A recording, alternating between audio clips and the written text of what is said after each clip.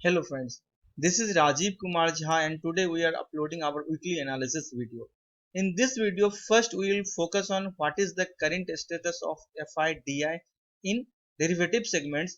Then after that we will focus on current position of Indian indices and some particular stock. So without any delay, we start our video. सबसे पहले आज के video में मैं जो चर्चा करूंगा वो मैं आपका FIDI का डेरिवेटिव सेगमेंट्स की डाटा से मैं शुरुआत करूंगा और उसके बाद में फिर वेव थ्योरी की बात करेंगे और फिर उन चीजों की बात करेंगे कि मार्केट किसी भी डायरेक्शन में है उस डायरेक्शन में कैसे हम मार्केट को समझ करके काम कर सकते हैं। सबसे पहले जो अभी क्लाइंट है आपका वो क्या सोच रहा है, DI क्या सोच रहा है या FI क्या सोच रहा है, सबसे पहले हम उसकी चर्चा करेंगे। यहाँ पे C से क्लाइंट है, D से DI है, F से FI है, P से प्रो है। ये आपका फ्यूचर इंडेक्स में जो आपके जो निफ्टी बैंक निफ्टी में जो ट्रेड होते हैं ये उसके डाटा है, ये स्टॉक फ्यूचर के डाटा है, ये ऑप्शन का इंडेक्स का कॉल है और ये इंडेक्स का पुट है।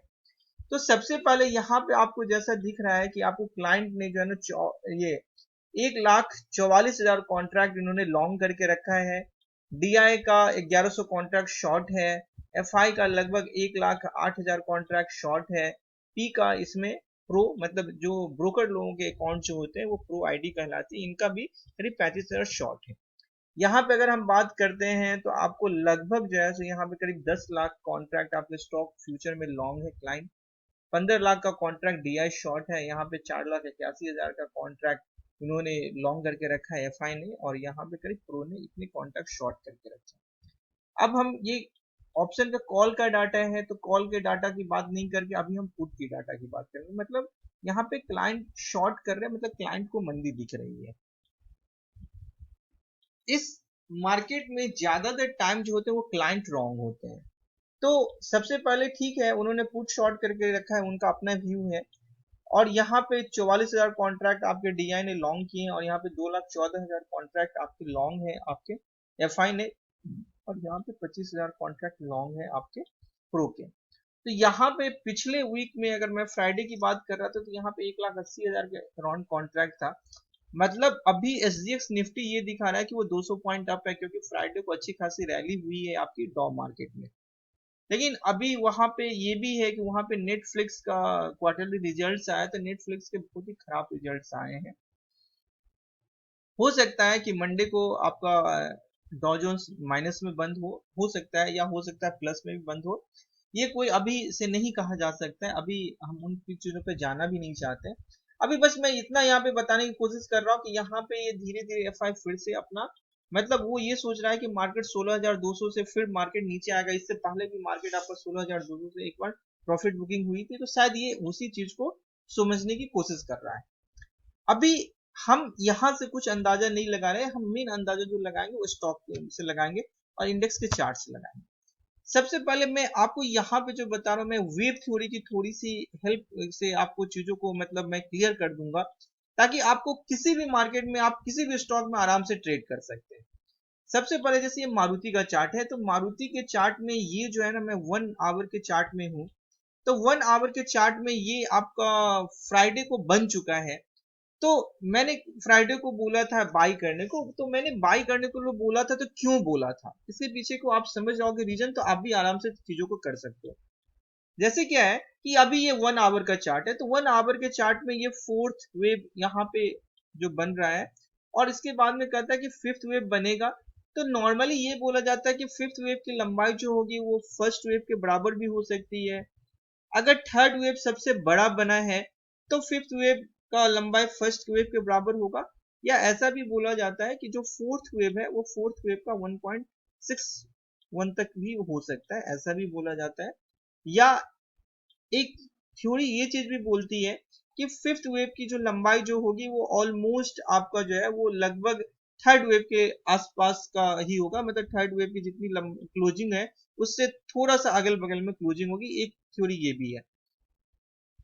अब क्या है कि अगर मान के चलते हूँ मैं चलता हूँ कि अभी ये आपका 1 आवर के टाइम फ्रेम में ये बन रहा है तो सबसे पहले मैं क्या करता हूँ मैं इसको 5 मिनट में देखूंगा कि 5 मिनट में ये क्या कर रहा है।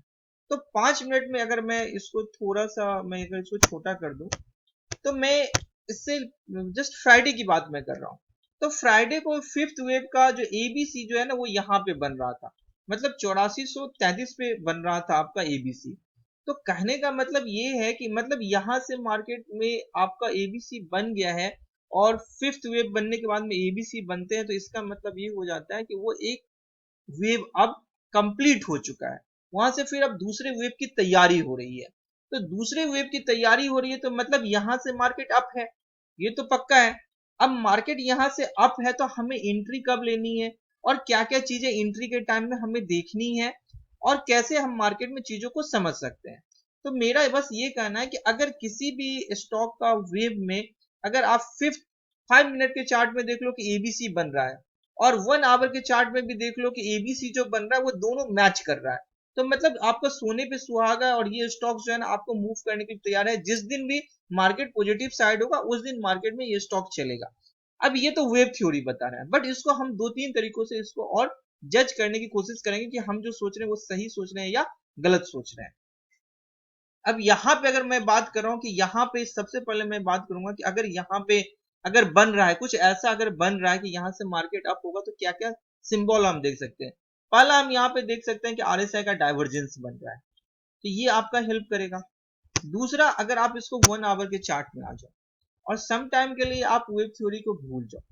मेरा ये कहना है कि अभी आपने वेब थ्योरी पकड़ लिया, कोई बात नहीं है, लेकिन अब जो है ना हम लोग वेब थ्योरी से थोड़ा ही आगे निकल के जाएंगे कि अगर हमें बाई करना है तो क्या हम इस स्टॉक को बाई करेंगे, तो कहाँ बाई करेंगे, और अगर नहीं बाई करना है तो हम कहाँ इसको नहीं बाई करेंगे, और इसके लिए क्या क्या चीजें हो सकती हैं। तो जैसे ये मैंने फ्यूनासी रेशियो लगाया हुआ है, तो अभी मैं फ्यूनासी रेशियो हटा देता हूँ, और मैं आपको बस इतना चीज समझाने की कोशिश कर रहा हूँ कि अगर कोई स्टॉक अगर ऊपर की ओर जाएगा, तो सबसे पहले जैसे मेरा ये कहना था कि अगर मैंने इस स्टॉक्स को यहाँ पे मैंने पकड़ लिया कि ये स्टॉक्स यहाँ से मतलब फिफ्थ 5 मिनट में भी ये बन रहा था, और 1 आवर में भी ये इसका यहाँ पे लास्ट पॉइंट था, तो क्या यहाँ पे मुझे डाइवर्जेंस दिख रहा है या नहीं दिख रहा है? सबसे पहले मुझे डाइवर्जेंस देखना होगा। तो ये आप देखोगे कि यहाँ पे मुझे डाइवर्जेंस दिख रहा है, इसलिए क्योंकि प्रीवियस लो इसका ये था और अभी का लो जो है ना इसका ये है, बट इसका आरएसआई का ये जो आप देखोगे तो ये आरएसआई का लो जो है ना ये ऑलमोस्ट जो है ना आपके यहाँ पे खड़ा है, तो मतलब ये है कि यहाँ पे डाइवर्जेंस बन रहा था, पहला चीज है। दूसरा चीज हम ये भी फाइंड आउट करने की कोशिश करेंगे, थोड़ा कम टाइम पीरियड में आप चले जाओ, 15 मिनट में चले जाओ या 30 मिनट में चले जाओ, तो क्या मुझे यहाँ पे कुछ ऐसा दिख रहा है या नहीं दिख रहा है। तो अगर आप यहाँ से यहाँ अगर एक देखोगे तो ये एक क्या एक राउंडिंग बॉटम का जो एक फॉर्मेशन है, या अगर आप कोशिश करके ये देखो कि मुझे यहाँ पे inverted head and shoulder pattern दिख रहा है या नहीं। अगर आपको inverted head and shoulder pattern दिख जाए तो सोने पे सुहागा है। अगर आपको मान के चलो कि यहाँ पे राउंडिंग बॉटम दिख रहा है और आप देख रहे हो कि यहाँ पे इसने ब्रेकआउट किया है, तो भी आप एंट्री कर सकते हो।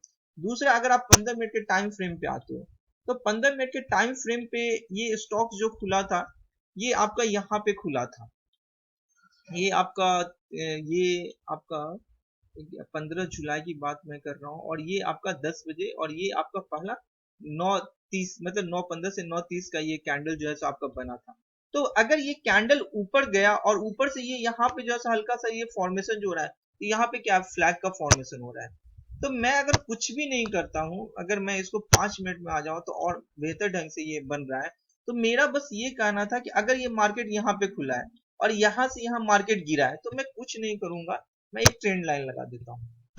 अगर उस ट्रेंड लाइन को मार्केट ब्रीच करके अगर ये ऊपर की ओर सस्टेन कर रहा है, अगर यहाँ पे, मेरा बस इतना ही कहना है कि मैंने ये ट्रेंड लाइन लगाया और मार्केट इस ट्रेंड लाइन के ऊपर चल रहा है और मैं इस ट्रेंड लाइन के नीचे ये लो को मैं स्टॉप लॉस लगा लेता हूँ, तो आप ये देख लो ना कि एक अच्छा खासा रैली का मूवमेंट हुआ।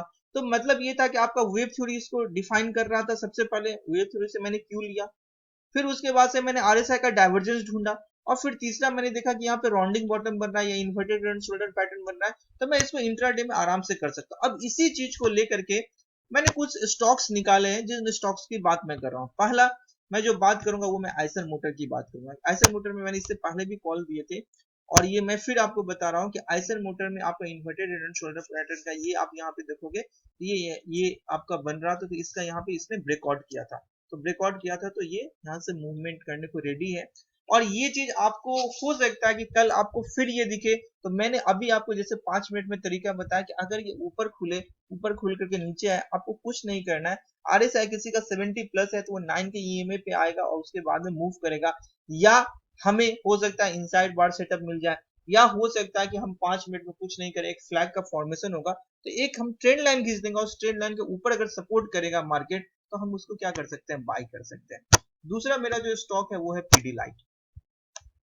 कच्चा तेल का कीमत जो है सो ये नीचे जा रहा है, तो पीडीलाइट जो है सो ये आपके लिए बाइंग का कैंडिडेट बन रहा है। इसलिए भी बन रहा है क्योंकि यहाँ पे अगर आप देखेंगे तो यहाँ पे क्या डाइवर्जेंस का फॉर्मेशन है, यहाँ पे ये देख रहे हैं आप बुलिश डाइवर्जेंस है। दूसरा चीज अगर आप देखोगे तो यहाँ पे क्या inverted head and shoulder pattern बन रहा है। तो मैंने जो आपको बोला था वेव का, उसके अनुसार से मैंने इसको सर्च किया हुआ है, तो मुझे लगता है कि आपको इस स्टॉक्स पे नजर रखना चाहिए कल के लिए। और तरीका वही है जो मैंने अभी इससे पिछले स्टॉक्स में बताए थे। दूसरा जो एक स्टॉक्स है वो स्टॉक्स की बात मैं करूंगा, मारुति सुजुकी को आप अभी छोड़ दें इसलिए क्योंकि मारुति सुजुकी लगातार 2-3 दिन चल चुका है। बट अगर ये 70 प्लस इसका आरएसआई खुलता है और ये भी फ्लैग का फॉर्मेशन करता है तो हम इस पे भी बात कर सकते हैं। डेफिनेटली हम मेरे स्टॉक पे जो ये नजर जो रहेगा वो पिरामल पे रहेगा, क्योंकि पिरामल नहीं चला है, एलटी चल चुका है।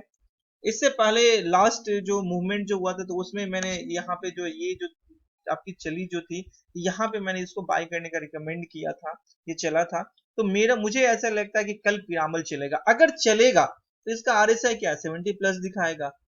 अगर 70 प्लस दिखाएगा तो हमें क्या करना है, 9 के ईएमए का वेट करना है, 9 के ईएमए के राउंड में आएगा या फ्लैग फॉर्मेशन का जब ये ट्रेंड लाइन के ऊपर जब रिकॉर्ड करेगा तब एंट्री करेगा। नहीं चलेगा तो कोई बात नहीं, हमारे वॉच लिस्ट में ये रहना चाहिए।